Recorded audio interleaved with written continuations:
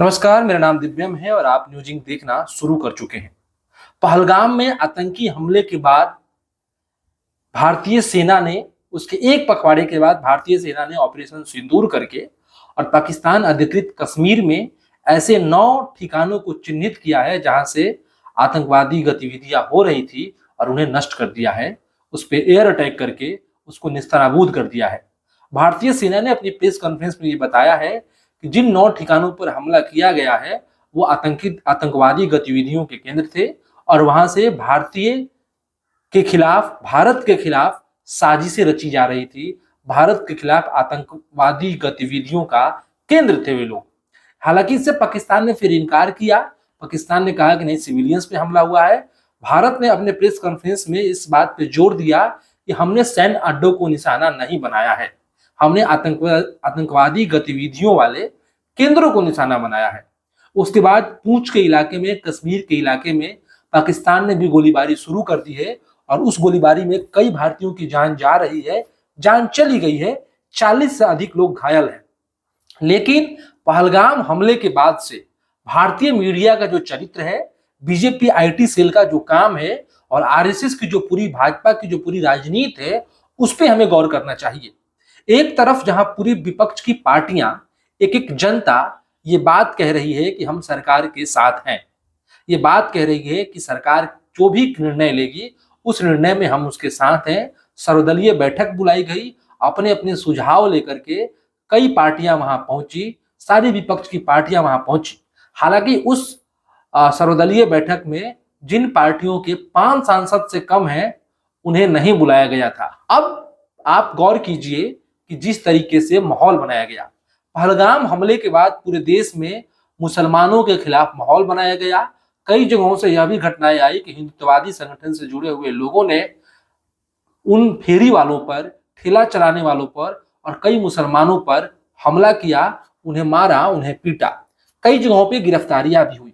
लेकिन जब social media को देखिएगा तो फर्जी खबरों की बाढ़ आई हुई है और उसमें भी बीजेपी आईटी सेल, भाजपा के लोग और ऐसे पत्रकार, गोदी मीडिया के पत्रकार जो अपने आप को राष्ट्रवादी कहते हैं लेकिन काम हिंदुत्व के एजेंडे पे करते हैं, उग्र हिंदुत्व को बढ़ावा देते हैं, अपने न्यूज चैनलों में हिंदुत्ववादी चीजों को परोसते हैं, वो किस तरीके से इन खबरों को कर रहे हैं। रिपब्लिक टीवी की अगर बात कीजिए तो पहलगाम हमले के बाद जब सिंधु नदी का रोका गया, पानी रोका गया, पाकिस्तानी जो लोग थे हिंदुस्तान में, उन्हें देश खाली करने को कहा गया।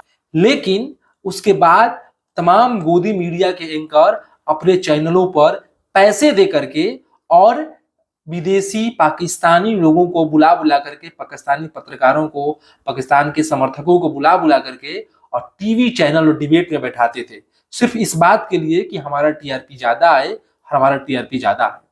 लेकिन जब सोशल मीडिया पर गौर कीजिएगा, जब पूरा इस संवेदनशील समय में देश सरकार के साथ खड़ा है, देश पूरे स्थिति को ये बार बार कह रहा है कि युद्ध से अगर बचा जाए तो बचा जा सकता है क्योंकि युद्ध में हमारे भी नुकसान होंगे, उस समय जब ऑपरेशन सिंदूर का जश्न भारतीय जनता पार्टी और बीजेपी आईटी सेल और उसके कार्यकर्ता मना रहे हैं जैसे युद्ध नहीं, ये उत्सव है।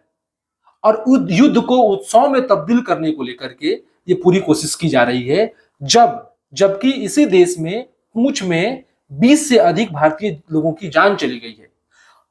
आरएसएस इस समय में भी अपनी राजनीति से पीछे नहीं हट रहा है। भारतीय जनता पार्टी इस समय भी राजनीति से पीछे नहीं हट रही है। बीजेपी आईटी सेल के लोग क्या क्या चला रहे हैं, इसको गौर करने की बात है। सबसे पहले हम शुरुआत करते हैं एक एंकर सुशांत सिन्हा से। सुशांत सिन्हा देश के प्रतिष्ठित टीवी चैनल के एंकर है, लेकिन जब राहुल गांधी ने अपनी इस पे मीडिया को संबोधित करने आए ऑपरेशन सिंदूर के बाद, अपनी एकता सरकार के साथ, देश की सेना के साथ दिखाई, धन्यवाद कहा, तो इस संवेदना के समय में गंभीर रहते हुए अपनी बात कह रहे थे। लेकिन राहुल गांधी की वीडियो को सोशल मीडिया पर यह कहते हुए सुशांत सिन्हा ने शेयर किया कि लगता है चेहरा इनका गिरा हुआ है, कार्रवाई से ये संतोष नहीं है। जैसे ये पोर्ट्रेट करने की कोशिश की गई, ये वो बताने की कोशिश कर रहा था कि पाकिस्तान समर्थक है राहुल गांधी।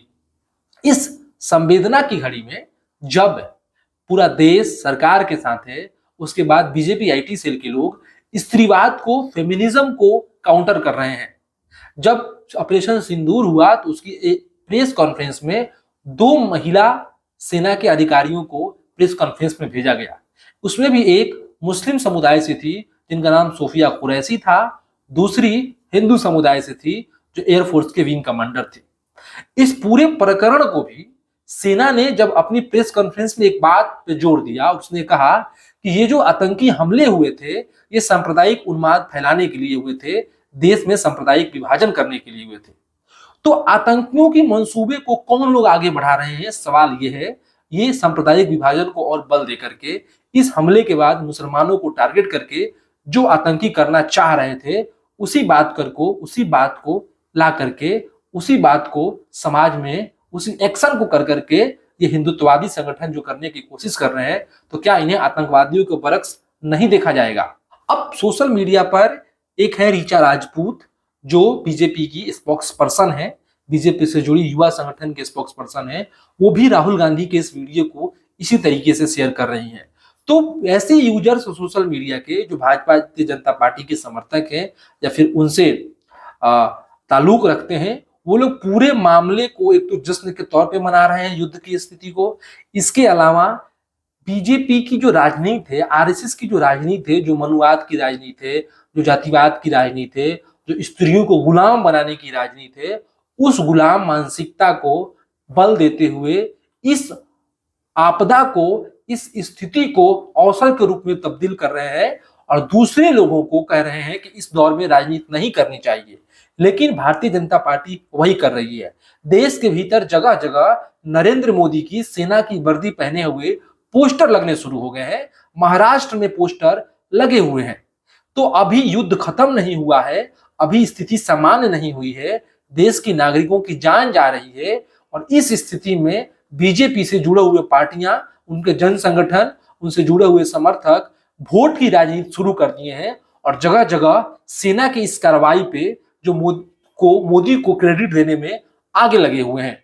जब देश में पहलगाम हुआ, आतंकी हमला हुआ, पूरा देश नरेंद्र मोदी से जवाब मांग रहा था, इनसे अकाउंटेबिलिटी की उम्मीद कर रहा था।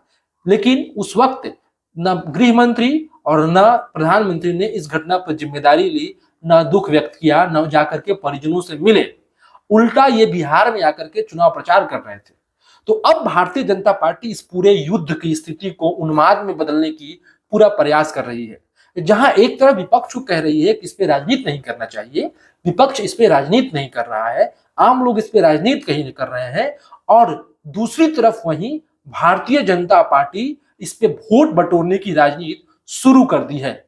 फेमिनिज्म को टारगेट करने लगी है, महिलाओं को पितृसत्ता और राष्ट्रवाद के खेमे में बांधने लगी है और ये दिखाने लगी है कि बनना हो तो सोफिया कुरैशी बनिए, ये आप स्त्रीवाद, यही सही स्त्रीवाद है। इस तरीके से जो स्त्रियों की मुक्ति की लड़ाई है, स्त्रियों की जो स्वतंत्रता की लड़ाई है, स्त्रियों के और जो विमर्श है, जो जटिल से जटिल विमर्श है, उन्हें इन सरल स्थितियों में, इन सरल बिंबों के जरिए प्रस्तुत करके उन तमाम जटिल बहसों को, विमर्शों को खत्म कर देना चाह रही है। तो आरएसएस की ये राजनीति है। आरएसएस इस दौर में राजनीति कर रही है। आरएसएस देश में जब इतनी संवेदनशील समय है, जहां गंभीर होना चाहिए था, जहां देश को युद्ध से बचा लेने की स्थिति में जाना चाहिए था, उस दौर में इस पूरे प्रकरण को गोदी मीडिया के सहारे इस्तेमाल कर रही है अपनी राजनीति को चमकाने में। कई प्रतिष्ठित अखबारों के मुख्य पृष्ठ पर यह हेडलाइंस बनाई गई है कि हमने घर में घुस के मारा। इतनी संवेदनशील विषय की सूत्रों के हवाले से रिपोर्टिंग की जा रही है। इतने संवेदनशील, इतने गंभीर बात को, इतने गंभीर मुद्दों को अलग अलग आंकड़े मौत के दिखाई जा रहे हैं। हमने घुस के मार दिया, हमने फला कर दिया, और सिंदूर के प्रतीक के सहारे प्रधानमंत्री ने सिंदूर नाम सुझाया था। तो इस तरीके से महिमामंडन किया जा रहा है। इस दौर में जब सरकार से सवाल पूछने चाहिए थे, उस वक्त मीडिया ने मुस्लिमों के खिलाफ घृणा प्रचार किया, और अब जब इतने गंभीर विषय की संवेदनशीलता के साथ रिपोर्टिंग करनी चाहिए, तो उल्टे में मीडिया विपक्ष को टारगेट कर रहा है। जबरदस्ती ये प्रस्तुत करने की कोशिश कर रहा है कि विपक्ष पाकिस्तान के साथ है, ताकि बीजेपी को छोड़ करके हिंदुत्ववादी एजेंडे को छोड़ करके देश में कोई राष्ट्रभक्त नहीं है। ये देश में ये स्थिति उत्पन्न करने की कोशिश की जा रही है। सरकार से सवाल पूछने वाले लोगों को इस युद्ध उन्माद और राष्ट्रवाद के माहौल में उनके यूट्यूब चैनल बंद कर दिए गए, उस सवालों को गौन किया जा रहा है। तो इसलिए इस देश में तमाम जो लोग, जो मानवता पसंद लोग हैं, क्योंकि इस देश जब युद्ध होगा तो युद्ध के सिर्फ पाकिस्तान को नुकसान नहीं होगा, हिंदुस्तान को भी नुकसान होगा। और जब युद्ध करने की स्थिति आ जाती है तो ये बात और भी एक निकल करके आती है कि क्या देश की सरकार कूटनीतिक मामलों पर मजबूत नहीं है, क्या अपनी डिप्लोमेसी के जरिए सामने वाले देश को रोक नहीं पा रही है। ये भी बात निकल करके आती है। तो इसलिए हमें इस दौर में इस युद्ध उन्माद से बचना होगा। हमें इस दौर में गोदी मीडिया के जो पत्रकार हैं, जो इस दौर में पाकिस्तान पे हुआ है और सवाल रवीश कुमार से पूछे जा रहे हैं, उनकी वीडियो को शेयर करके उन्हें गद्दार लिखा जा रहा है।